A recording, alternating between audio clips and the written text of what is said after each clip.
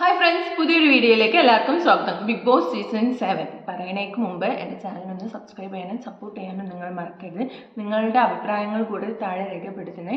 So hype കൂടെ ചെയ്യാൻ മറക്കരുത്. നമുക്ക് സ്റ്റാർട്ട് ചെയ്യാമല്ല. ഇന്നലത്തെ എപ്പിസോഡിനെ കുറിച്ച് പറയാം. അതിന് മുമ്പ് തന്നെ ഞാൻ ചോദിക്കുന്നത്, ഈ ബിഗ് ബോസ് സീസൺ 7 കഴിഞ്ഞാലും ഇവരുമായിട്ടുള്ള ഈ ഫൈറ്റ്സ് കഴിയുമെന്ന് തോന്നുന്നുണ്ടോ? എനിക്കങ്ങനെ തോന്നുന്നില്ല. ഇവർ ഇനിയും ഇത് തുടർന്നുകൊണ്ട് പോകും.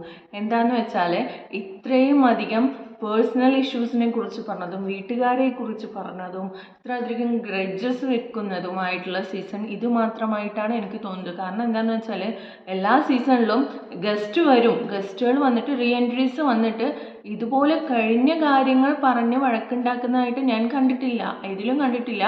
സോ ഈ പ്രാവശ്യവും ഇങ്ങനെ വന്ന് ഇപ്പോൾ ബിഗ് ബോസ് സ്റ്റാർട്ട് ചെയ്ത പോലെയാണ് തോന്നുന്നത്. എല്ലാവരും എക്സ്ട്രാ കണ്ടന്റ് കൊടുക്കുന്നു. ഇവിടെ വഴക്ക്, അവിടെ വഴക്ക്, എവിടെ വഴക്ക്, ഏത് വഴക്കിടണമെന്ന് അവർക്ക് അറിയാത്ത പോലെയാണ് തോന്നുന്നത്. അങ്ങനെ അവർ പറയുന്നത് എന്താണെന്ന് വെച്ചാൽ ഇവിടെ വെച്ച് തുടങ്ങിയ കാര്യങ്ങൾ ഇവിടെ തന്നെ തീർത്തിട്ട് പോട്ടെ എന്നാണ് പറയുന്നത്. അതും ശരിയാണ്. പക്ഷെ ഇവിടെ കൊണ്ട് അത് തീരുന്നു തോന്നുന്നില്ല. ആർക്കും ഒരു ക്ലാരിറ്റിയോ അല്ലെങ്കിൽ ഒരു മറുപടിയോ കൊടുക്കുന്നതായിട്ട് കറക്റ്റ് ഒരു മറുപടിയോ കൊടുക്കുന്നതായിട്ട് തോന്നുന്നില്ല. എന്തായാലും ഇതിവിടെ വെച്ച് അവസാനിക്കുന്നില്ല. അവർ പുറത്തു പോയിട്ടും ഇതുപോലെ ചെളി വാരി എറിയുക തന്നെയായിരിക്കും എന്നാണ് ഞാൻ വിചാരിക്കുന്നത്. സോ നമുക്ക് എപ്പിസോഡിലേക്ക് പോവുകയാണെങ്കിൽ ഫസ്റ്റ് തന്നെ അതിൻ്റെ ഒരു ഇത് തന്നെയാണെന്ന് വിചാരിച്ചോ. എന്താണെന്ന് വെച്ചാൽ നമ്മുടെ ശാരിക എല്ലാവരും ബ്രേക്ക്ഫാസ്റ്റ് കഴിക്കുകയാണ്. അവിടെ ഇരുന്നിട്ട് ശാരിക പറയുന്നുണ്ട് ഇവിടെ വലിയൊരു കുത്തിത്തിരിപ്പ് ഇരിക്കുന്നുണ്ട് എന്നുള്ള രീതിയിൽ പറയുന്നുണ്ട്. അപ്പോൾ ബിൻസി പറയുന്നുണ്ട് നിങ്ങൾ വന്നപ്പോൾ തുടങ്ങിയതാണ്. അതിലവിടെ ഇരിക്കുന്നുണ്ട്. അപ്പോൾ ബിൻസി പറയുന്നുണ്ട് നിങ്ങൾ വന്നപ്പോൾ തുടങ്ങിയതാണല്ലോ വെള്ളമിട്ട് കുത്താനേ, എന്താ കാര്യം എന്ന് വെച്ചാൽ പറയാം, അല്ലാതെ വെറുതെ എന്തിനാ പിടിച്ചിട്ട് കുത്തണേ എന്ന് ചോദിക്കുന്നുണ്ട്. അപ്പോൾ ശാരിക ചോദിക്കുന്നുണ്ട് നിനക്ക് ബെസ്റ്റ് ഫ്രണ്ട് എന്ന് പറഞ്ഞിട്ട് പുറത്തുനിന്ന് കിട്ടിയതൊന്നും പോരെ, ഇനിയും കിട്ടണം. ഈ ബിഗ് ബോസിൻ്റെ ഉള്ളിൽ ആരും ബെസ്റ്റ് ഫ്രണ്ട് ഒന്നുമല്ല, അത് ആദ്യം മനസ്സിലാക്കണം. അങ്ങനെ എങ്ങാനും ആയിപ്പോയാൽ അപ്പം തന്നെ അത് ബിഗ് ബോസിന് എന്താ ചെയ്യേണ്ടതെന്ന് അറിയാം. നീ വെറുതെ ഇത് ചെയ്യാൻ നിൽക്കരുത്. നീ ഒരു അഡ്വക്കേറ്റ് അല്ലേ, അതിനനുസരിച്ച് നിനക്ക് പെരുമാറിക്കൂടെ, അതിനനുസരിച്ചിട്ട് നിനക്ക് സംസാരിച്ചുകൂടെ, നിനക്ക് കുറച്ച് വിഷയങ്ങൾ തീർക്കാനുണ്ടല്ലോ ഇവിടെ, അതുപോലും മര്യാദക്ക് തീർക്കാൻ നിന്നെക്കൊണ്ട് പറ്റുന്നില്ലല്ലോ എന്നൊക്കെ പറഞ്ഞിട്ട് പ്രൊഫഷനൊക്കെ എടുത്തിടുന്നുണ്ട്. സോ അപ്പോൾ ശൈത്യ പറയുന്നുണ്ട് ഞാൻ അഡ്വക്കേറ്റാണെന്ന് പറഞ്ഞിട്ട് എപ്പോഴും ഇവിടെ കിടന്ന് അലക്കണം എന്നുണ്ടോ? അപ്പം ഞാൻ ചോദിക്കട്ടെ, അവിടെ കിടന്ന് അലക്കണം എന്നില്ല, പക്ഷെ അഡ്വക്കേറ്റ്സ് എന്ന് പറഞ്ഞാൽ സംസാരിക്കാൻ അറിയാം, കാര്യങ്ങൾ നല്ല വ്യക്തമാക്കി പറയാൻ അറിയാം എന്നുള്ളതൊക്കെയാണല്ലോ. ഇപ്പം അനുമോളുമായിട്ടുള്ള ഒരു ഇഷ്യൂ ഉണ്ടല്ലോ, അത് എന്തുകൊണ്ട് ഉറച്ചു നിന്ന് സംസാരിച്ച് തീർക്കാൻ പറ്റുന്നില്ല എന്നായിരിക്കും ശാരിക അവിടെ ഉദ്ദേശിച്ചതെന്ന് എനിക്ക് തോന്നുന്നുണ്ട്. പിന്നെ ഞാൻ കരുതിയത് എന്താണെന്ന് വെച്ചാൽ എന്തിനാണ് ഈ ആദിലനോടും നൂറനോടും ഈ ശാരികക്ക് ഇത്ര വൈരാഗ്യം, അല്ലെങ്കിൽ ഇവരെ എന്തിനാണ് കുത്തണമെന്നൊന്നും മനസ്സിലായിട്ടുണ്ടായിരുന്നില്ല ഫസ്റ്റ് കണ്ടപ്പോൾ. ഞാൻ ആലോചിച്ചു ഇത് എന്തിനാണ് ഇപ്പോൾ പറയുന്നത്. ഞാൻ വിചാരിച്ചു തമാശയൊക്കെ ആയിരിക്കും. അതിന് ശേഷമാണ് പിന്നെ അറിയുന്നത് അതൊന്നും നമ്മൾ ബിഗ് ബോസിൽ കണ്ടിട്ട് പോലും ഇല്ല, ലൈവിലും കണ്ടിട്ടില്ല, എപ്പിസോഡിലും കണ്ടിട്ടില്ല. ആ കാര്യങ്ങളെക്കുറിച്ചാണ് ഇപ്പോൾ വന്ന് പറഞ്ഞു വഴക്കുന്നത്. ഇതിപ്പോൾ എപ്പിസോഡിൽ പുറത്ത് കണ്ട് അതൊരു ഇഷ്യൂ ആയിട്ട് അകത്ത് വന്ന് പറയണമെങ്കിൽ ഓക്കെ, ഇങ്ങനൊരു സംഭവം നടന്നതായിട്ട് നമ്മൾ പ്രേക്ഷകർക്കേ അറിയില്ല. അവരിപ്പോൾ പറഞ്ഞപ്പോഴാണ് നമ്മൾ ഇങ്ങനെ ഇത് എപ്പോൾ നടന്ന കാര്യം എന്ന് ആലോചിക്കുന്നത് തന്നെ. സോ അതിനെക്കുറിച്ച് പറഞ്ഞ് അങ്ങനെ പറയുന്നുണ്ട്. അപ്പോൾ ഇത് പറഞ്ഞുകൊണ്ടിരിക്കുമ്പോൾ ഷാനവാസ് അപ്പുറത്ത് നിന്ന് കൗണ്ടർ അടിക്കുകയാണ്. നിങ്ങളൊക്കെ 99ാമത്തെ ദിവസം കയറി വരുമെന്നാണ് വിചാരിച്ചത്, പക്ഷെ നിങ്ങളെ എന്തിനാ ഇപ്പോൾ ബിഗ് ബോസ് ഇപ്പം തന്നെ നേരത്തെ കയറ്റി വിട്ടതെന്ന് ഇപ്പോഴല്ലേ മനസ്സിലായത്. ബിഗ് ബോസിൻ്റെ ഒരു ബുദ്ധിയെ ബിഗ് ബോസിന് അറിയാം, ഞങ്ങൾ മാത്രമാണെങ്കിൽ ഇവിടെ മൂടിയായിട്ട് അവിടെ ഇവിടെ ഇരിക്കുകയുള്ളൂ എന്ന്. സോ ബിഗ് ബോസിന് നല്ല ബുദ്ധിയുണ്ട് എന്നുള്ള രീതിയിലൊക്കെ സംസാരിക്കുന്നതാണ് കണ്ടത്. അതിനുശേഷമാണ് പിന്നെ നമ്മുടെ ജിഷിൻ പ്രവീണിൻ്റെ എൻട്രിയാണ് വരുന്നത്. എൻട്രി വന്നു. എല്ലാവരും സ്വാഭാവികമായിട്ട് അനുമോള് ഞാൻ തന്നെ ഫസ്റ്റ് പോവും എന്നുള്ള രീതിയിൽ പോയി നിൽക്കുന്നു. അങ്ങനെ അവരെ ദേഹമൊക്കെ ചെയ്ത് ഉള്ളിൽ കൊണ്ടുപോയി കുറച്ചൊക്കെ സംസാരിച്ചിട്ട് അതിനുശേഷം പിന്നെയാണ് റെന ഫാത്തിമ ആൻഡ് അഭിലാഷ് വരുന്നത്. റെന ഫാത്തിമ അഭിലാഷ് വന്നതിന് ശേഷമാണ് അവിടെ കൂടുതലും എന്താ പറയുക വഴക്ക് പൊട്ടുന്നത്. റെന ഫാത്തിമയുടെ ആ ചൊറിയുന്ന സ്വഭാവമാണ്. റെന ഫാത്തിമ ഉദ്ദേശിക്കുന്നത് എന്താണെന്ന് വെച്ചാൽ കാര്യങ്ങളൊക്കെ തീർക്കാം, എല്ലാവരോടും നന്നായിട്ട് പെരുമാറാം എന്നുള്ള രീതിയിലാണ് തോന്നുന്നു. പക്ഷേ മറ്റുള്ളവർക്കൊക്കെ റെന ഫാത്തിമ പോകുന്നതിന് മുന്നേ അവിടെ പറഞ്ഞിട്ട കുറച്ച് കാര്യങ്ങളൊക്കെ ഉണ്ടല്ലോ, അതൊക്കെ മനസ്സിൽ വെച്ചിട്ടാണ് അവർ പെരുമാറുന്നത്. റെന ഫാത്തിമ നല്ലൊരു കോൺവെർസേഷന് വന്നാലും അത് അവർ ഉള്ളിലിട്ടിട്ട് പറയണ പോലെയാണ് തോന്നിയത്. കാരണം എന്താണെന്ന് വെച്ചാൽ റെന ഫാത്തിമ കുറച്ച് ചൊറിയുന്നുണ്ട് എന്ന് പറഞ്ഞാൽ ചൊറിയുന്നത് സരിയനാണ്. എന്താണെന്ന് വെച്ചാൽ റെന ഫാത്തിമ പറയുന്നുണ്ട് വന്നപ്പോൾ തന്നെ പറയുന്നുണ്ട് നിങ്ങൾക്ക് ഇനിയും ഈ ഡ്രസ്സ് മാറ്റാനായല്ലേ. സോ റെന ഫാത്തിമ എന്താ ചോദിക്കുന്നതെന്ന് വെച്ചാൽ ബിഗ് ബോസ് ഇവർ ഫസ്റ്റ് വന്നപ്പോൾ ഡ്രസ്സ് കൊടുത്തിട്ടുണ്ടായിരുന്നല്ലോ, ആ ഡ്രസ്സ് തന്നെയാണോ എന്നുള്ള രീതിയിൽ. അതായത് 3 വീക്സിൽ ഔട്ടായി പോയതാണല്ലോ, അപ്പോൾ ഇവർക്ക് വേറെ ഡ്രസ്സൊന്നും മാറ്റാൻ കിട്ടിയിട്ടുണ്ടായിരുന്നില്ല. ബിഗ് ബോസ് കൊടുത്ത രണ്ട് ഡ്രസ്സ് എങ്ങാണ്ടല്ലേ ഉണ്ടായിരുന്നുള്ളൂ. അപ്പോൾ അപ്പോൾ അത് പറഞ്ഞിട്ടാണ് കളിയാക്കുന്നത്. സരിക പറയുന്നുണ്ട്, ഞാൻ 3 വീക്സിൽ ഔട്ടായാലും എനിക്ക് സന്തോഷമുള്ളൂ, നിന്നെപ്പോലെ യൂട്യൂബിൽ വീഡിയോസ് ചെയ്ത് നടക്കില്ല, എനിക്ക് നിറയെ സ്റ്റേജ് പ്രോഗ്രാംസ് ഒക്കെ വരുന്നുണ്ട് എന്നൊക്കെ സ്ട്രോങ് ആയി അവിടെ നിന്ന് പറഞ്ഞു. ആ പറഞ്ഞത് അവിടെ തന്നെ സ്ട്രോങ് ആയി നിൽക്കണമായിരുന്നു. എന്നിട്ട് റെന ഫാത്തിമ പറയേണ്ടത് 3 വീക്സിൽ ഔട്ടാവുക എന്നുള്ളത് അത്ര ഇതായ കാര്യമൊന്നും അല്ല എന്നൊക്കെ പറയുന്നുണ്ട്. എന്നിട്ട് പിന്നെ സരിക അതിനെനിക്ക് കുഴപ്പമൊന്നുമില്ല എന്നൊക്കെ പറഞ്ഞിട്ട് റൂമിലേക്ക് പോയിട്ട് ബെഡ്റൂമിൽ പോയിട്ട് പറഞ്ഞ് കരയുന്നതാണ് കാണിക്കുന്നത്. എന്താണെന്ന് വെച്ചാൽ സരിക പോണതിൻ്റെ 2 ദിവസം മുമ്പൊക്കെ സരിക പറയുന്നുണ്ടായിരുന്നു, എൻ്റെ മോനിക്ക് ഇതിനകത്തേക്ക് വരണമെന്ന് ആഗ്രഹമുണ്ട്, അതുവരെയെങ്കിലും എനിക്കിവിടെ നിൽക്കണം എന്നുള്ള രീതിയിലൊക്കെ പറയുമ്പോൾ ഈ റെന ഫാത്തിമ പറഞ്ഞിട്ടുണ്ടായിരുന്നു, നിങ്ങൾ മോന് വരുമ്പോഴത്തേനും ഈ വീക്കെൻഡ് പോകുമല്ലോ എന്ന് പറഞ്ഞിട്ട് സരികനെ കളിയാക്കിയിട്ടുണ്ടായിരുന്നു. ആ വീക്കെൻഡാണ് സരിക പുറത്തേക്ക് പോയതും. അതും റെന ഫാത്തിമ പറയേണ്ടത്, നിങ്ങൾ സ്റ്റോർ റൂമിലൂടെ ഞങ്ങളോടൊന്നും വായ് പോലും നിങ്ങൾക്ക് പറയാൻ പറ്റിയില്ലല്ലോ എന്നുള്ള രീതിയിലൊക്കെ സംസാരിക്കുന്നുണ്ട്. അപ്പോൾ സരിക പറയുന്നുണ്ട്, ഞാൻ പോകുമ്പോഴും അവൾ അങ്ങനെ തന്നെയാണ് പറഞ്ഞത്, ഇപ്പോൾ തിരിച്ച് വന്നിട്ടും അവൾ അങ്ങനെ തന്നെയാണ് പറഞ്ഞുകൊണ്ടിരിക്കുന്നത് എന്നൊക്കെ പറഞ്ഞിട്ട് കരയുന്നതാണ് കാണിക്കുന്നത്. എന്നിട്ട് പിന്നെ ഹഗ് ചെയ്ത് വന്ന് റെന ഫാത്തിമ വന്ന് ഹഗ് ചെയ്ത് പ്രശ്നമൊക്കെ സോൾവ് ആക്കിയാലും അത് സോൾവ് ആയിന്നൊന്നും തോന്നുന്നില്ല. ഈ പ്രശ്നം ഇങ്ങനെ നടന്നുകൊണ്ടിരിക്കുമ്പോൾ അപ്പാനിയും അക്ബറും പറയുന്നുണ്ട്, അപ്പാനി മെയിനായിട്ട് പറയുന്നുണ്ട്, നമ്മളിവിടെ കണ്ടസ്റ്റൻ്റ് ആയിട്ടല്ല വന്നിരിക്കുന്നത്, ഇപ്പോഴും നിങ്ങൾ കണ്ടന്റ് കൊടുക്കാനായിട്ട്, നമ്മളിവിടെ ഗസ്റ്റാണ്, അപ്പോൾ ഇത്തിരി വെറുതെ ഇരിക്കും, മിണ്ടാതിരിക്കുക എന്നുള്ള രീതിയിലൊക്കെ അപ്പാനി പറയുന്നുണ്ട്. എന്നാലും ഇവർ ഇങ്ങനെ പറഞ്ഞുകൊണ്ടിരിക്കുന്നതൊക്കെയാണ് കാണിക്കുന്നത്. അതിനുശേഷമാണ് പിന്നെ റെന ഫാത്തിമയും രഞ്ജിത്തുമായിട്ടുള്ള പ്രശ്നം. അതെന്താന്ന് വെച്ചാൽ അതും ഈ പറഞ്ഞ പോലെ ഇവർ പോകുന്നതിന് മുമ്പ് റെന ഫാത്തിമയും രഞ്ജിത്തുമായിട്ട് ഇഷ്യൂ ഉണ്ടായിരുന്നു.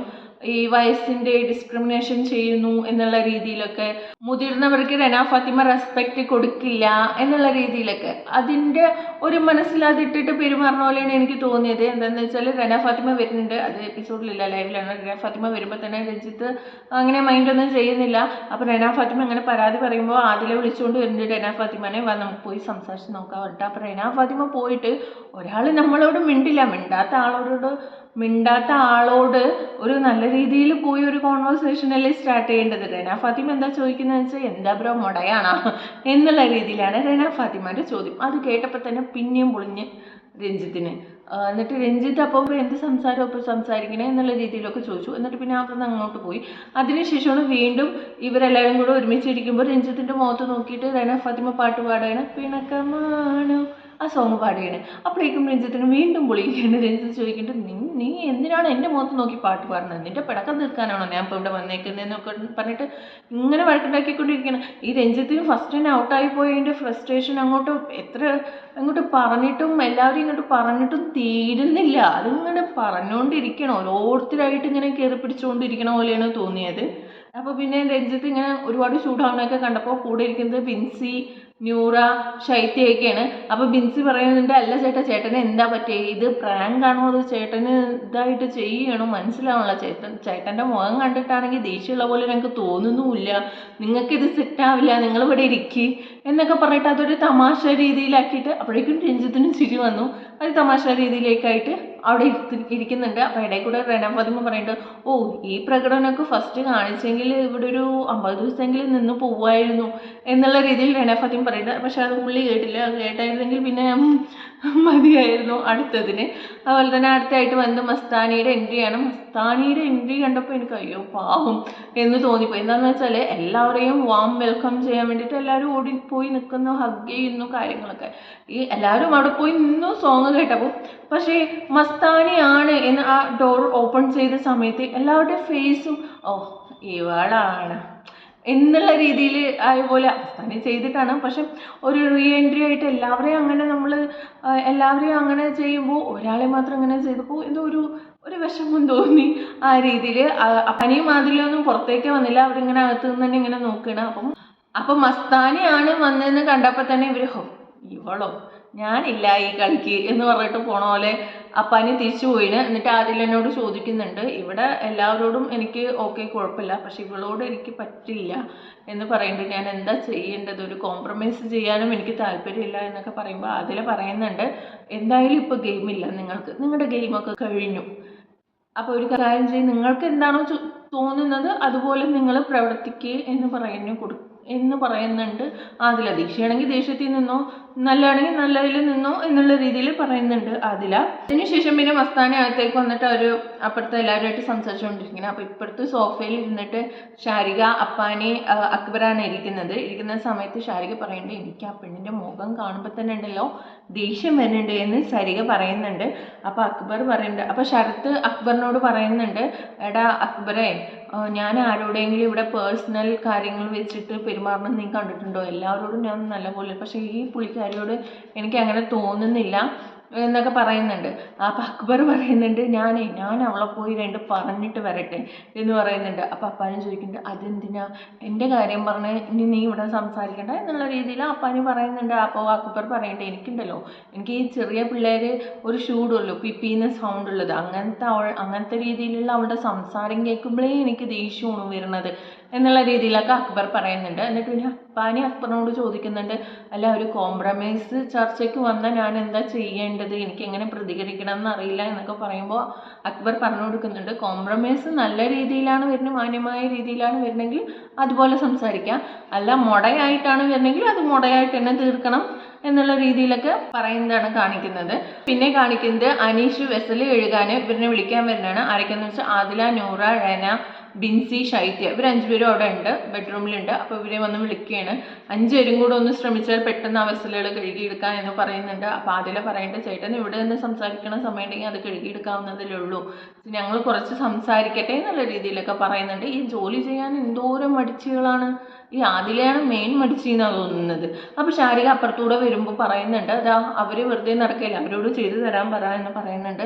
അപ്പോൾ എനിക്കിതിനെ ചെയ്തു കൊടുക്കേണ്ട ആവശ്യം, അവിടെ ഇരിക്കണവർ പോയി ചെയ്യട്ടെ എന്നുള്ള രീതിയിൽ ഷാരിക സംസാരിക്കുന്നുണ്ട്. എന്നിട്ട് പിന്നെ ഷാരിക പറയുന്നുണ്ട്, ഐഡൻറ്റിറ്റി ഇല്ലാത്തവരോട് ഞാൻ എന്തിനു മറുപടി പറയേണ്ട ആവശ്യം എന്ന് പറഞ്ഞിട്ട് ഒരുപാട് അവിടെ വഴക്കിടുന്നുണ്ട്. നൂറ കയറി പിടിക്കുന്നുണ്ട്, നിങ്ങളൊരു കാര്യം ഞങ്ങളോട് പറഞ്ഞു, അത് ഞങ്ങൾക്ക് തോന്നി നിങ്ങളുടെ പറച്ചിൽ കേട്ടിട്ട് അതിനനുസരിച്ച് ഞങ്ങൾ പോയി പറഞ്ഞതാണ് എന്ന് പറയുന്നുണ്ട്, അത് നിങ്ങളുടെ പ്രവൃത്തിയിൽ നിന്ന് ഞങ്ങൾക്ക് തോന്നിയതാണ് എന്നൊക്കെ നൂറ പറയുന്നുണ്ട് എന്നൊക്കെ നൂറ പറഞ്ഞിട്ട് സംസാരിക്കുന്നുണ്ട്. അപ്പോൾ ആ സംസാരം കഴിഞ്ഞിട്ട് അക്ബർ ഷാരികനോട് വന്ന് ചോദിക്കുന്നുണ്ട്, എന്താ സംഭവം ചോദിക്കുമ്പോൾ ഷാരിക പറയുന്നുണ്ട്, ഞാൻ അനുമോള് ട്യൂൺ ചെയ്തെന്ന് അവളുമാർ ഇവിടെ പറഞ്ഞുകൊണ്ട് നടക്കുന്നത് ഭയങ്കര കുത്തിത്തിരിപ്പുകളാണ് എന്നുള്ള രീതിയിലൊക്കെ പറയുന്നുണ്ട്.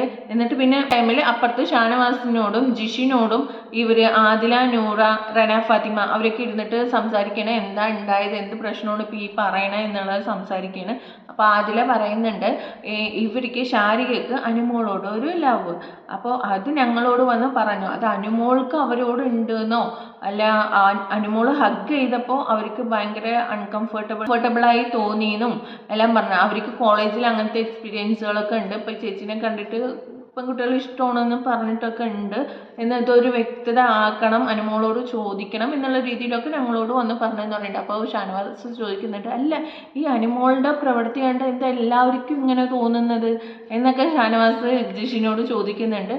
എന്നിട്ട് പിന്നെ അവർ പറയുന്നുണ്ട്, ഞങ്ങൾ അനുമോളോട് ചോദിച്ചു, ഡ്രസ്സിങ് റൂമിൽ വെച്ചാണ് ചോദിച്ചത്, ചെവിയിലാണ് ചോദിച്ചത്, പക്ഷെ അത് പുറത്തു വന്നോ എന്ന് ഞങ്ങൾക്കറിയില്ല, അപ്പം തന്നെ അനുമോൾ ഇല്ലാന്ന്, എനിക്ക് അങ്ങനെ ഇല്ല, അങ്ങനത്തെ ഒരു ഇതേ എനിക്കില്ല എന്നൊക്കെ പറഞ്ഞായിരുന്നു, ഞാൻ അങ്ങനത്തെ ആളല്ല എന്നൊക്കെ പറഞ്ഞായിരുന്നു എന്ന് പറയുന്നുണ്ട്. എന്നിട്ട് പിന്നെ ഷാരിക ഇതിനെക്കുറിച്ചിട്ട് വാഷ്റൂം ഏരിയയിൽ പോയി നിന്നിട്ട് പറയുന്നതാണ്, ഞാൻ അങ്ങനെയല്ല പറഞ്ഞത് ഇവളുമാരോട്, ഇവളുമാരത് തിരിച്ച് പറഞ്ഞതാണ് എന്നൊക്കെ പറഞ്ഞിട്ട് സംസാരിക്കുന്നതാണ് കാണിച്ചത്. എന്നിട്ട് പിന്നെ ആദില വന്നിട്ട് പറഞ്ഞ കാര്യങ്ങളൊക്കെ പറഞ്ഞ് ക്ലിയർ ചെയ്യുന്നതൊക്കെ ആയിട്ട് കാണുന്നുണ്ട്. അതിനുശേഷം പിന്നെ കാണിച്ചത് നിവീനുമായിട്ടുള്ള പ്രശ്നം. അപ്പോൾ ഇവരിത് പറഞ്ഞുകൊണ്ടിരിക്കുമ്പോൾ നിവീന് കൈ പൊള്ളിയിട്ട് വന്നിട്ട് കൈയൊക്കെ കഴുകുന്നുണ്ട്. അപ്പോൾ നോക്കുമ്പോൾ അപ്പോൾ പ്രശ്നം എന്താണെന്ന് വെച്ചാൽ ജിഷിന് ഈ പ്രശ്നത്തിന് മുന്നൊരു കാര്യം ഉണ്ടായിരുന്നു, അത് എപ്പിസോഡിൽ കാണിച്ചിട്ടില്ല. വൈകുന്നേരം ഇവർ പത്തൽ ഉണ്ടാക്കിയിട്ടുണ്ടായിരുന്നു. പത്തൽ ഉണ്ടാക്കുന്ന സമയം ഈ ഫുഡ് ഉണ്ടാക്കാൻ അടുത്ത് നിന്ന ആൾ, സഹായിക്കാൻ നിന്ന ആൾ നിവീനും ഉണ്ടാക്കുന്ന ആൾ ജിഷീനായിരുന്നു.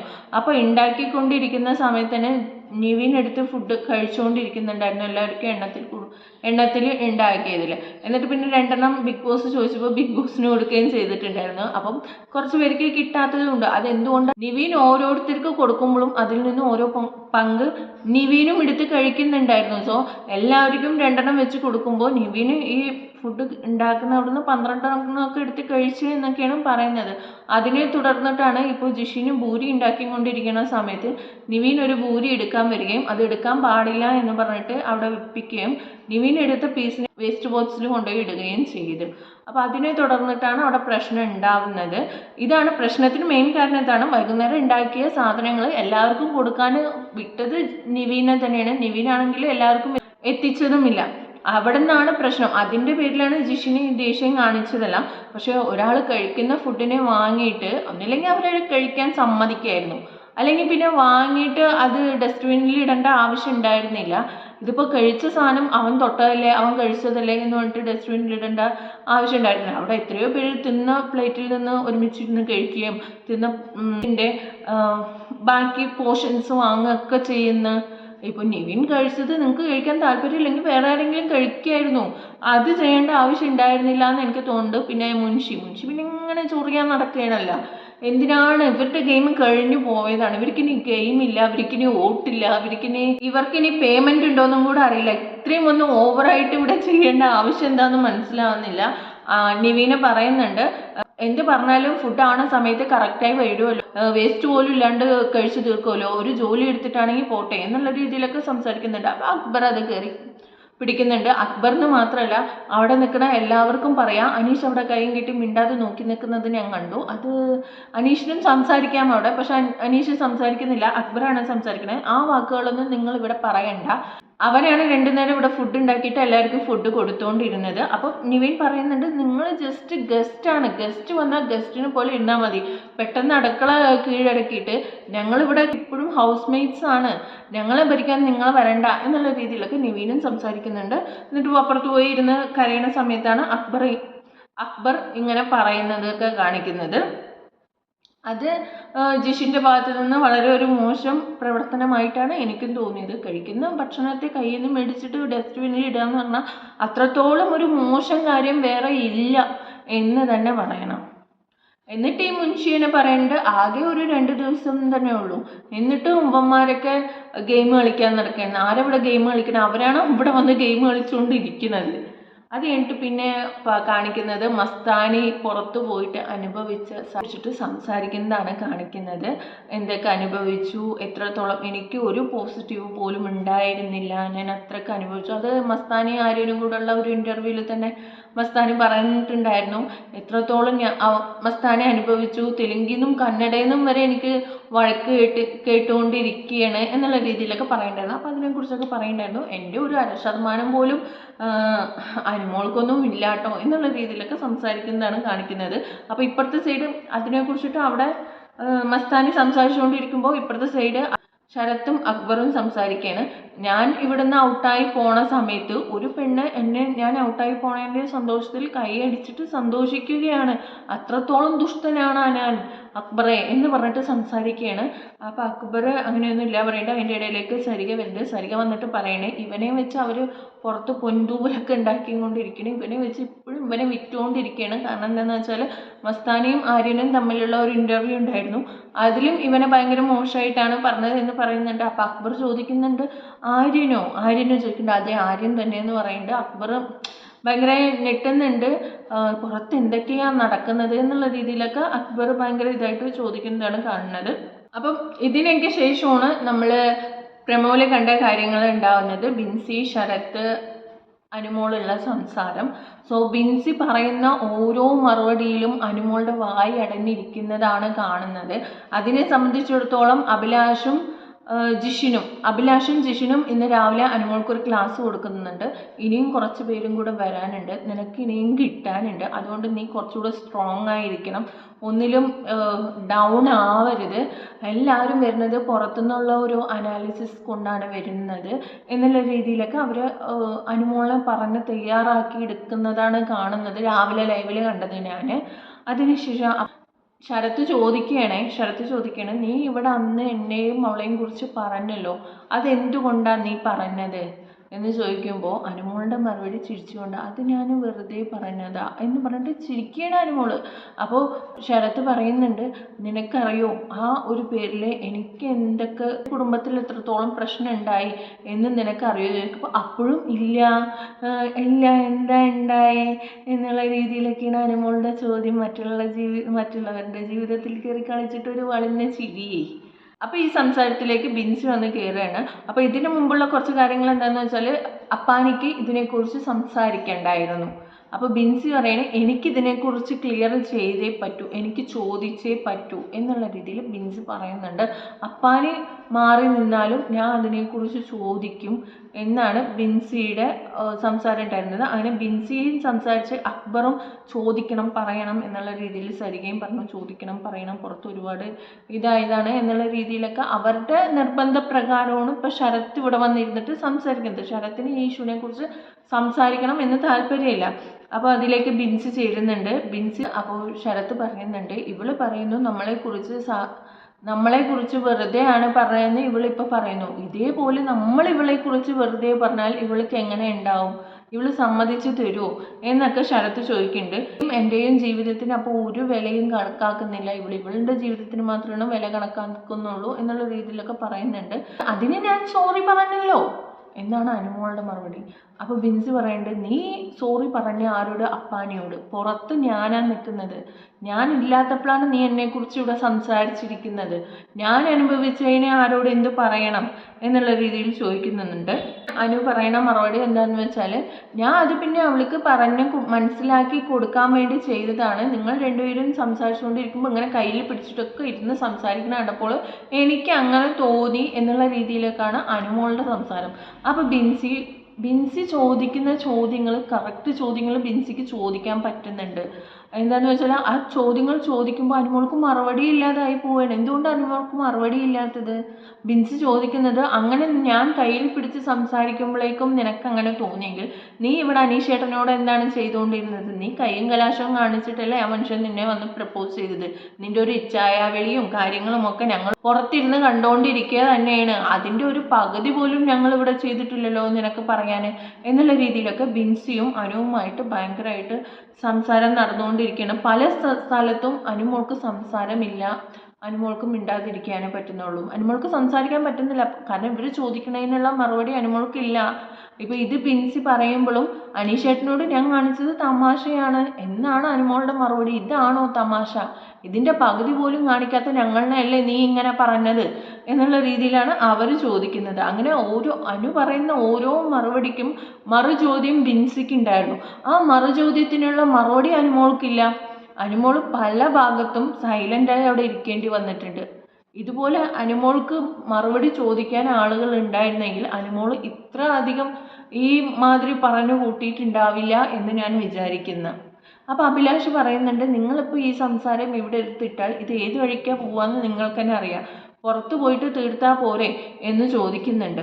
അപ്പോൾ ബിൻസി പറയുന്നുണ്ട്, പുറത്ത് പോയിട്ട് തീർക്കാനോ? ഇത് ഇവിടെ നടന്ന സാധനമല്ലേ, ഇത് ഇവിടെ തന്നെ തീർക്കണം, ഇവിടെ തന്നെ ഒരു ക്ലാരിറ്റി കിട്ടണം. പുറത്ത് ഞാൻ എന്താ അനുഭവിച്ചതെന്ന് എനിക്കല്ലേ അറിയുള്ളൂ, ഇതിനുള്ളിലിരിക്കണം ഇവർക്ക് അറിയുമോ എന്നുള്ള രീതിയിലൊക്കെയാണ് ചോദ്യം ഉണ്ടായിരുന്നത്. പക്ഷെ ഇതൊക്കെ കേട്ടിട്ട് വേറൊരാൾ അപ്പുറത്ത് നിൽക്കുന്നുണ്ട്, ഷാനവാസിനെയും പറയുന്നുണ്ട് ബിൻസി, അയാൾ എന്ത് മനുഷ്യനാണ്, എന്ത് വൃത്തികെട്ടവനാണ്, നട്ടലില്ലാത്തവനാണ് എന്നുള്ള രീതിയിലൊക്കെ ഷാനവാസിനെ പറയുന്നുണ്ട്. പക്ഷെ ഷാനവാസ് മിണ്ടുന്നില്ല. ഷാനവാസിനറിയാം, ഷാനവാസ് കാണാത്തൊരു കാര്യത്തിനാണ് അന്ന് അപ്പാനിയോട് അത്രയും ഷൗട്ട് ചെയ്ത് സംസാരിച്ചത്. നിൻ്റെ ഒരു കാര്യം എൻ്റെ അടുത്തുണ്ട്, പുറത്തിരിക്കുന്ന പെങ്ങളെ ഓർത്തിട്ടാണ് ഞാൻ സംസാരിക്കാതെ ഇരുന്നത് എന്നുള്ള രീതിയിലൊക്കെ പറഞ്ഞിട്ട് അപ്പാനിയുടെ വായടച്ച ആളാണ്. അപ്പോൾ ഇത്രയും കാര്യം ഒരു മനുഷ്യനെ നോക്കിയിട്ട് നട്ടലില്ല, എന്തെല്ലാമാണ് പറയുന്നത്, എന്നിട്ടും പോലും മിണ്ടാതെ അപ്പുറത്ത് മാറിയിരിക്കേണ്ടി വന്ന ഷാനവാസിന് എന്തുകൊണ്ടാണ്? ഇവളും മാറി പറയുന്നത് കേട്ടിട്ട് ഷാനവാസ് പറഞ്ഞത് കൊണ്ടല്ലേ. അപ്പുറത്തുനിന്ന് ആദില എണീച്ചിട്ട് പറയണേ, ഇത് ഒരിക്കലും അനുമോള് എക്സ്പെക്റ്റ് ചെയ്യുന്നില്ല. ആദില എണീച്ചിട്ട് ഇങ്ങനെ പറയുന്നു. ആദില പെട്ടെന്ന് എണീച്ചിട്ട് സംസാരിക്കുകയാണ്, ബിൻസി നിനക്കറിയോ, നീ അന്നൊരു വൈറ്റ് ഡ്രസ്സ് ഇട്ടിട്ട് ക്ലിവേജ് കാണുന്ന സമയത്ത് നീ അങ്ങനെ കാണിച്ചുകൊണ്ട് അപ്പാനി ശരത്തിൻ്റെ മുന്നിൽ പോയി ഇരിക്കുന്നത് കണ്ടോ എന്നുള്ള രീതിയിൽ ഇവള് ഞങ്ങളോട് സംസാരിച്ചതാണ് എന്ന് പറയുന്നുണ്ട്. അപ്പം അതിനൊന്നും അനുമോൾക്ക് മറുപടി ഇല്ല, ഞാൻ അങ്ങനെ പറഞ്ഞിട്ടില്ല പറയുന്നത്. അപ്പോൾ അതിൽ പറയുന്നത്, നീ കള്ളിയാണ്, നീ എന്നോട് അങ്ങനെ പറഞ്ഞാണെന്ന് പറഞ്ഞാൽ ഉറപ്പിച്ച് അങ്ങോട്ട് പറഞ്ഞപ്പോൾ പിന്നെ അനുമോൾക്ക് അതിനും മറുപടിയില്ല. അനുമോളും മിണ്ടാതിരിക്കുകയാണ്. അപ്പോഴും അനുമോളുടെ ചോദ്യം ഞാൻ മാത്രമാണോ എന്നാണ് ചോദ്യം. അപ്പോൾ അവർ പറയുന്നുണ്ട് നീ മാത്രമാണോ എന്നല്ല, ഞങ്ങളും ഉണ്ടായി, പക്ഷെ നീയാണ് അവിടെ അത് സ്റ്റാർട്ട് ചെയ്ത് വെച്ചത് എന്ന് അവർ പറയുന്നുണ്ട്. നീ സ്റ്റാർട്ട് ചെയ്തതിൽ ഞങ്ങളും കൂടിപ്പോയി, അത്രയേ ഉള്ളൂ, നീയാണ് അവിടെ ഒരു തുടക്കക്കാരിയായി നിന്നത് എന്ന് പറയുന്നുണ്ട്. അപ്പോൾ അനുവിൻ്റെ അടുത്ത ചോദ്യം, അപ്പാനിയോട് ഉച്ചയ്ക്ക് ഞാനിത് സംസാരിച്ചപ്പോൾ അപ്പാനി പറഞ്ഞല്ലോ ഞാനല്ല അവളുടെ അടുത്തേക്ക് പോയത്, അവളാണ് എൻ്റെ പിന്നാലെ വന്നിരുന്ന് സംസാരിച്ചതെന്നൊക്കെ ചോദിച്ചല്ലോ എന്ന് പറഞ്ഞതും അപ്പാനി അവിടെ നിന്ന് എണീക്കണം. അപ്പാനി എണീച്ചിട്ട് ബിൻസിനോട് ചോദിക്കുകയാണ്, ഞാൻ എപ്പോഴെങ്കിലും നിൻ്റെ അടുത്തേക്ക് വന്നിട്ടുണ്ടോ, നിൻ്റെ അടുത്ത് മോശമായി ഞാൻ പെരുമാറിയിട്ടുണ്ടോ, നിന്നെ അൺകംഫർട്ടബിൾ ആക്കി വെച്ചിട്ടുണ്ടോ എന്നുള്ള രീതിയിലൊക്കെ ബിൻസിനോട് ചോദിക്കുകയാണ്. അപ്പോൾ ബിൻസി പറയാണ് ഇല്ല, അങ്ങനെ ചെയ്തിട്ടില്ല എന്ന് പറയുന്നുണ്ട്. എന്നിട്ട് ബിൻസി അനുമോളോട് പറയുന്നുണ്ട്, നീ എന്ത് ചിട്ടത്തരം ചെയ്താലും നറുത്തരം ചെയ്താലും നിന്നെ പുറത്ത് സപ്പോർട്ട് ചെയ്യാൻ ആളുണ്ടെന്ന് നിനക്കറിയാം, അതുകൊണ്ടാണ് നീ ഇതിനകത്ത് ഇത്ര അധികം ചെയ്തുകൊണ്ടിരിക്കുന്നത്, ആ ബോധമുള്ളത് കൊണ്ടാണ് എന്നൊക്കെ ബിൻസി പറയുന്നുണ്ട്. അനുമോൾക്ക് മിണ്ടുന്നില്ല, അനുമോൾ മിണ്ടാട്ടമില്ല. അപ്പോൾ ശൈത്യ അവിടെ ഇരുന്ന് പറയണേ, നീ അന്ന് എന്താ ഞങ്ങളോട് പറഞ്ഞത്, നമ്മളെല്ലാവരും ഒരുമിച്ചിരിക്കുന്നത് നമ്മളിത് സംസാരിച്ചിട്ടുണ്ട്, പക്ഷെ നീ എന്താ പറഞ്ഞത്, അവളൊരു പെൺകുട്ടിയല്ലേ, മൂന്നാമത്തെ ഒരാൾ പുറത്തിരുന്ന് കാണുമ്പോൾ ഇങ്ങനെയല്ലേ ചിന്തിക്കുക, എത്രയും ഇൻറ്റിമസി ആയിട്ട് ഇരിക്കേണ്ട ആവശ്യമുണ്ടോ എന്നുള്ള രീതിയിലൊക്കെ സംസാരിച്ചു. അപ്പം നമ്മൾ പറഞ്ഞു അവളോട് പോയി സംസാരിക്കാം എന്ന് പറഞ്ഞു, അതാണ് ഉണ്ടായത് എന്ന് പറയുന്നുണ്ട്. അപ്പം സരിക പറയുന്നുണ്ട്, അത് ഇവള് അകത്തുണ്ടാവുമ്പോഴുള്ള സാധനമല്ലേ, ഇവള് പുറത്ത് പോയതിന് ശേഷവും നീ എന്താ ഇവിടെ പറഞ്ഞതാനോ, അവൾക്ക് ഉണ്ടായ നാണക്കേട് നിനക്ക് മാറ്റി കൊടുക്കാൻ പറ്റുമോ എന്ന് ചോദിക്കുന്നുണ്ട്. അപ്പോൾ വീണ്ടും അനുമോൾ പറയുന്ന മറുപടി എന്താണെന്ന് വെച്ചാൽ, ഞാൻ ശരത്തേട്ടനോട് മാപ്പ് പറഞ്ഞല്ലോ എന്നാണ് ചോദിക്കുന്നത്. അപ്പോൾ ബിൻസി പറയുന്നത്, നീ ശരത്തേട്ടനോട് ഇതിനകത്തുനിന്ന് മാപ്പ് പറഞ്ഞു, ഞാൻ അവിടെ പുറത്താണ്, ഞാൻ അനുഭവിച്ചതിന് നിനക്ക് എന്താ തരാനുള്ളത് എന്നുള്ള രീതിയിലൊക്കെ ബിൻസി ചോദിക്കുന്നുണ്ട്. സരികയും ചോദിക്കുന്നുണ്ട്, നീ സോറി പറഞ്ഞാൽ അവൾക്ക് വന്ന ചീത്തപ്പേര് മാറോ എന്നുള്ള രീതിയിലൊക്കെ സരികയും ചോദിക്കുന്നുണ്ട്. എന്നിട്ട് പിന്നെ ബിൻസി പറയുന്നുണ്ട്, അനുമോളെ പോലെ ഇവിടെ PR കൊടുത്തിട്ടാണ് ഇവിടെ നിൽക്കുന്നതെങ്കിൽ ഞാനും ഇവിടെ നിന്ന് പോയേനെ, നീ PR ബലത്തിൽ മാത്രമാണ് ഇവിടെ നിൽക്കുന്നത്, നിന്റെ കഴിവ് കൊണ്ടൊന്നും അല്ലാതെ ബിൻസി പറയുന്നുണ്ട്. പിന്നെ ഒരു കാര്യം കൂടെ ബിൻസി പറയുന്നുണ്ട്, 16 ലക്ഷത്തിൻ്റെ കാര്യം, PR കൊടുത്ത കാര്യം. ബിന്നി അത് വെറുതെ പറയണമെന്ന് അനുമോൾ പറഞ്ഞിട്ടുണ്ടായിരുന്നു, പക്ഷേ ബിൻസിയും ശൈത്യയും എല്ലാവരും പറയുന്നുണ്ട്, ഇവൾ ഇതിനകത്ത് വെച്ച് ഞങ്ങളെല്ലാവരും ഇരിക്കുമ്പോഴാണ് പറഞ്ഞത്, ഞങ്ങളെല്ലാവരും കേട്ടാണ്, കറക്റ്റ് പേയ്മെൻ്റ് അടക്കം നീ ഇവിടെ പറഞ്ഞിട്ടുണ്ട് എന്ന് പറയുന്നുണ്ട്. അനുമോൾക്ക് മിണ്ടാനില്ല. അനുമോൾ പറഞ്ഞു, അത്രയും കാശ് എനിക്ക് കൊടുക്കാനുണ്ടെങ്കിൽ എന്ന് പറയണം. അപ്പം വീണ്ടും ബിൻസി പറയുന്നത്, നീ കൊടുത്തിട്ടുണ്ടെന്നും പേയ്മെൻറ്റും ഞങ്ങളോട് നീ പറഞ്ഞതാണ് എന്ന് ഉറപ്പിച്ച് ഒന്നുകൂടെ പറഞ്ഞപ്പോൾ പിന്നെ അനുമോൾക്ക് സംസാരിക്കാനില്ല. അങ്ങനെ ഒരുപാട് കാര്യങ്ങൾ അവിടെ നടക്കുകയാണ്. അപ്പം ശരത്ത് പറയണേ, ഷാനവാസ് മിണ്ടുന്നില്ലല്ലോ, എന്തുകൊണ്ടാണ് ഷാനവാസ് മിണ്ടാത്തത്, ഷാനവാസിന് അറിയാം അതൊരു കള്ളമായിരുന്നു എന്ന്, മിണ്ടിയ അതും പൊളിയപ്പെടുന്നു ഷാനവാസിന് അറിയാം, അതുകൊണ്ടാണ് ഷാനവാസ് മിണ്ടാത്തത് എന്നൊക്കെ ശരത്ത് അക്ബറിനോടൊക്കെ സംസാരിക്കുകയാണ്. അക്ബർ ചോദിക്കുന്നുണ്ട്, അപ്പോൾ ഈ കാര്യമാണോ അന്ന് അയാൾ പറഞ്ഞിട്ടുണ്ടായിരുന്നത്, നിൻ്റെ എന്തോ കാര്യം കയ്യിലുണ്ട്, ഞാൻ എടുത്ത് പൊട്ടിക്കുന്നു. അപ്പോൾ ശരത്ത് പറയുന്നുണ്ട്, അതെ ഈ കാര്യമാണ് അയാൾ കയ്യിലുണ്ട് എന്ന് പറഞ്ഞിട്ടുണ്ടായിരുന്നത് എന്നൊക്കെ സംസാരിക്കുന്നുണ്ട്. അതിനുശേഷം പിന്നെ കാണിക്കുന്നത് എന്താണെന്ന് വെച്ചാൽ, അനുമോൾക്കൊരു പരിപാടിയുണ്ട്, എല്ലാവരും കൂടെ ഇരിക്കുമ്പോൾ സംസാരിച്ച ഒരു കാര്യം ക്ലിയർ ചെയ്യില്ല, കാരണം അനുമോൾക്ക് അവിടെ ഒരാളിൽ നിന്ന് ഒരാളിലേക്ക് കുറ്റപ്പെടുത്തി ഇടാൻ പറ്റില്ല, കാരണം എല്ലാവരും അവിടെ ഇരിക്കുന്നുണ്ടല്ലോ, എല്ലാവരും ഇല്ലാത്തപ്പോഴല്ലേ ഇപ്പം ഞാനല്ല അവളാണ് ചെയ്തതെന്ന് പറഞ്ഞാൽ അവൾ മറുപടി പറയാൻ അവൾ അവിടെ ഇല്ലല്ലോ എന്നുള്ള രീതിയിലാണ് അനുമോളുടെ കാര്യം. അപ്പോൾ എല്ലാവരും പോയതിന് ശേഷം ബിൻസിനെ വിളിച്ചിട്ട് മാനിപ്പുലേഷൻ ചെയ്യുന്നതാണ് കാണിക്കുന്നത്. ഈ ബിഗ് ബോസ് വീട്ടിലെ ഏറ്റവും കൂടുതൽ നന്നായി മാനിപ്പുലേഷൻ നടത്തുന്ന 2 ആൾക്കാരാണ്, ഒന്ന് അനുമോള്, ഒന്ന് ഷാനവാസ്. ഇവർ രണ്ടുപേരും എനിക്ക് നന്നായി തോന്നിയിട്ടുണ്ട്. കാരണം എന്താണെന്ന് വെച്ചാൽ, ഒരു കാര്യം നടന്നു കഴിഞ്ഞാൽ അത് അവരുടെ ഭാഗത്തേക്കാക്കി എങ്ങനെ മാനിപ്പുലേഷൻ ചെയ്യണമെന്ന് അവർക്ക് നല്ല രീതിയിൽ അറിയാം. അപ്പോൾ എല്ലാവരും പോയതിന് ശേഷമാണ് അനുമോൾ ബിൻസിനോട് ഇരുന്നിട്ട് മാനിപ്പുലേഷൻ സംസാരിക്കുകയാണ്. അത് പിന്നെ ഞാൻ അങ്ങനെയല്ല, ഇവരെല്ലാവരും എൻ്റെ കൂടെ ഉണ്ടായിരുന്നു, എന്നിട്ടിപ്പോൾ ഇവർ എന്നെ മാത്രമാക്കി, ശരത്തേട്ടനോട് ഞാൻ ഉച്ചയ്ക്ക് സംസാരിച്ചപ്പോൾ ശരത്തേട്ടൻ ഇങ്ങനെയല്ല പറഞ്ഞത്, ശരത്തേട്ടനല്ല നിൻ്റെ പിറകെ വന്നത്, ശരത്തേട്ടൻ്റെ പിറകെ നീയാണ് പോയത് എന്നുള്ള രീതിയിലാണ് ശരത്തേട്ടൻ സംസാരിച്ചത് എന്നൊക്കെ പറയുന്നുണ്ട്. അപ്പോൾ ബിൻസി ചോദിക്കുന്നുണ്ട്, അത്രയും പേര് ഇവിടെ ഉണ്ടായിരുന്നല്ലോ, അപ്പോൾ എന്തുകൊണ്ട് നിനക്ക് എണ്ണി അപ്പം മറുപടി പറയാൻ പറ്റാതിരുന്നത് എന്ന് ചോദിക്കുന്നുണ്ട്. അപ്പോൾ അനുമോളുടെ മറുപടി, ഇല്ല ഞാൻ അവരുടെ മുഖമൊക്കെ നോക്കുമായിരുന്നു, എൻ്റെ കൂടെ നിന്നവരുടെയൊക്കെ എന്ന്. എന്തുകൊണ്ട് എല്ലാവരെയും വലിച്ചു കീറാനുള്ള സമയമായിരുന്നല്ലോ അനുമോൾക്ക് അവിടെ ഉണ്ടായിരുന്നത്, എല്ലാവരും എക്സ്പോസ് ചെയ്യായിരുന്നല്ലോ, എന്തുകൊണ്ടാണ് അനുമോൾ അപ്പോൾ അത് ചെയ്യാതിരുന്നത്, ചെയ്യാത്ത ആളൊന്നുമല്ലല്ലോ, ചെയ്യണ ആൾ തന്നെയാണല്ലോ, എന്തുകൊണ്ടാണ് അത് ചെയ്യാതിരുന്നത്, എല്ലാവരും പോയതിന് ശേഷം ഒരു വ്യക്തിയെ മാത്രം വിളിച്ചിരുത്തിയിട്ട് ഇങ്ങനെ സംസാരിക്കേണ്ട ആവശ്യം എന്താണ്, അപ്പോൾ ആ വ്യക്തിയെ മാനിപ്പുലേഷൻ ചെയ്യുക എന്നത് മാത്രമാണ് അനുമോൾക്ക് അവിടെയുള്ള കാര്യമായിട്ട് തോന്നിയത്. അതിനുശേഷം പിന്നെ അപ്പാനിയോട് ബിൻസി വന്നിട്ട് സംസാരിക്കണം, നീ അനുമോളോട് എന്താ പറഞ്ഞത്, നിന്റെ പിറകെ ഞാനാണ് വന്നത് എന്നുള്ള രീതിയിൽ സംസാരിച്ചു എന്നൊക്കെ പറഞ്ഞിട്ട് അവർ രണ്ടുപേരും അങ്ങനെ സംസാരിക്കുന്നുണ്ട്. എന്നിട്ട് പറയുന്നുണ്ട്, അങ്ങനെ എങ്ങാനുമാണ് നീ പറഞ്ഞതെങ്കിൽ അപ്പാനി നിനക്ക് എന്നെ അറിയില്ല, ഈ ബിൻസി ആരാണെന്ന് എന്നെ അറിയില്ല പറയുന്നുണ്ട്. അപ്പാനി പറയുന്നുണ്ട്, നിനക്ക് എന്നെയും അറിയില്ല പറയുന്നുണ്ട്. അങ്ങനെ ഒരു മൂർജിച്ച് വരുന്ന അവസ്ഥയിൽ എത്തുമ്പോൾ അക്ബർ പറയുന്നുണ്ട്, മതി നിർത്തി, ഇത് ഭയങ്കര ബോറായി പോകുന്നുണ്ട് എന്ന് പറയുന്നുണ്ട്. അത് വെച്ചിട്ടാണ് ഇന്നലത്തെ എപ്പിസോഡ് നിന്നത്. ഇപ്പം എന്താ അവിടെ ഉണ്ടായെന്ന് വെച്ചാൽ കൊടുത്ത കാര്യങ്ങളൊക്കെ തിരിച്ചു കിട്ടിക്കൊണ്ടിരിക്കുകയാണത്. കുറേ പേരെ വായി തോന്നിയതൊക്കെ വിളിച്ച് പറഞ്ഞിട്ടുണ്ടല്ലോ. അപ്പോൾ ഇതൊക്കെ പുറത്തു നിന്ന് അറിയുന്നവരെ തിരിച്ചു വരുമ്പോൾ മറു ചോദ്യങ്ങളാണ് ഈ കണ്ടുകൊണ്ടിരിക്കുന്നത്. നമ്മൾ മറുചോദ്യം ചോദിക്കുമ്പോൾ ചിലവരുടെ വായിൽ എന്താ പറയുക, അണ്ണാക്കിൽ പിരിവെട്ടിയിരിക്കുന്ന അവസ്ഥ എന്ന് പറയില്ലേ, ആ അവസ്ഥയും ഇപ്പോൾ നമ്മൾ കാണുന്നുണ്ട്. രാവിലെ അതിന് വേണ്ടിയിട്ട് അതിനൊന്ന് ഒരുങ്ങിയിരിക്കാൻ വേണ്ടിയിട്ട് ആങ്ങളമാർ നല്ലൊരു ഉപദേശവും കൊടുത്തിട്ടുണ്ട്. ഇനിയും വരാനുണ്ട് 7 പേർ. ഇതേ അവസ്ഥ തന്നെയായിരിക്കും നിനക്ക്, നീ സ്ട്രോങ് ആയി ഇരിക്കുക എന്ന് പറയുന്നുണ്ടായിരുന്നു. അപ്പോൾ എന്തായാലും അനുമോൾക്ക് പ്രിപ്പറേഷൻ ചെയ്യാനുള്ള സമയമുണ്ട്. സോ ഇനി വരാൻ പോകുന്നത് ആര്യൻ, ബിന്നി, ജിസേൽ എല്ലാവരുമാണ്.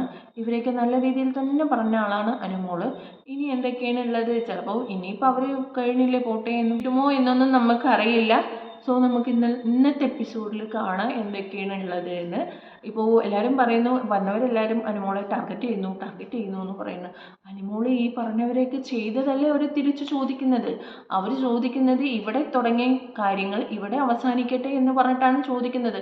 പക്ഷെ അവസാനിപ്പിക്കാൻ എന്തുകൊണ്ടാണ് അനുമോൾക്ക് പറ്റാത്തത്? അനുമോൾക്ക് എന്തുകൊണ്ടാണ് അതിലൊരു ക്ലാരിറ്റി കൊടുക്കാത്തത്? എന്തെങ്കിലും ചോദിച്ചാൽ തന്നെ, ഇപ്പോൾ ഇത്രയും വലിയൊരു വിഷയം ചോദിച്ചിട്ട് ഇതിപ്പോൾ അപ്പാനി ശരത്തിൻ്റെയും ബിൻസിയുടെയും ലൈഫിൽ ഭയങ്കരമായിട്ട് ബാധിച്ചു എന്ന് പറയുന്നിട്ട് ചോദിച്ചപ്പോൾ അതിനും ഒരു ക്ലാരിറ്റി അനുമോൾക്ക് കൊടുക്കാൻ പറ്റുന്നില്ല. വായി തോന്നിയതൊക്കെ വിളിച്ച് പറയുമ്പോൾ ആലോചിക്കണമായിരുന്നു, അപ്പുറത്ത് അവർക്കൊരു ലൈഫ് ഉണ്ട് എന്ന്. പക്ഷെ സ്വന്തം ലൈഫ് മാത്രം നോക്കുന്ന ആൾക്ക് KSRTC ബസ്സിൽ എനിക്ക് പോവേണ്ടി വന്നിട്ടുണ്ട്, തേങ്ങ പൊതിക്കേണ്ടി വന്നിട്ടുണ്ട്, വിറക് വെട്ടേണ്ടി വന്നിട്ടുണ്ട് എന്ന് പറഞ്ഞ സങ്കടം പറയുന്ന ആൾക്ക് സ്വന്തം സങ്കടം മാത്രമേ കാണാൻ പറ്റുന്നുള്ളൂ. അപ്പുറത്ത് നിൽക്കുന്ന ആളുടെ ഇമോഷൻസ് അറിയാൻ പറ്റുന്നില്ല എന്നതാണ് ഇവിടെ നമ്മൾ മനസ്സിലാക്കേണ്ടതായിട്ടിരിക്കുന്നത്. സോ ഇതൊക്കെയാണ് എൻ്റെ റിവ്യൂ ഇഷ്ടപ്പെട്ടാൽ ചാനൽ സബ്സ്ക്രൈബ് ചെയ്യുക, സപ്പോർട്ട് ചെയ്യുക, നിങ്ങളുടെ അഭിപ്രായങ്ങളും കൂടെ കമൻറ്റിൽ രേഖപ്പെടുത്തുക. So thank you for watching.